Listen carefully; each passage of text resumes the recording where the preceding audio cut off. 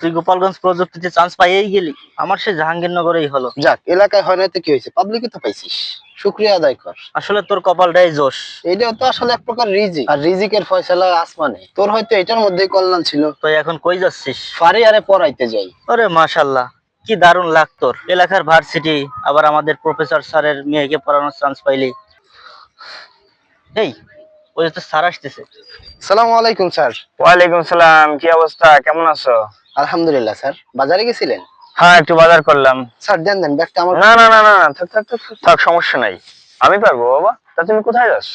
Please sir আমাকে দেন, আমি তো আপনার বাসায় যাচ্ছি, তানহাকে পড়াতেই যাচ্ছি আমি। আচ্ছা, আসো আসো, ব্যাগ নিতে হবে না। স্যার আমার খুব খারাপ লাগছে, ব্যাগটা আপনি বহন করছেন। না বাবা, সমস্যা নেই। দেখো বাবা, কি তোমার হাতে যদি আমার বাচ্চারা ব্যাগটা দেখে, ওরা ভাববে যে বাবা তাদের শিক্ষককে দিয়ে কাজ করাচ্ছে, তখন তাদের কাছে তোমার সম্মানটা ছোট হয়ে যাবে না? এটা কি ঠিক হবে বলো? তুমি আমাকে সম্মান করছো, আমার কষ্টটা ফিল করতে পারছো, এটাই বড় শিক্ষা।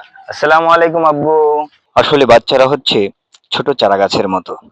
আপনি যেভাবে পরিচর্যা করে এদের বড় করবেন, ওরা বড় হয়ে তেমনি ফল দিবে। বাচ্চারা ছোট থাকতেই বাবা মায়ের দায়িত্ব বেশি।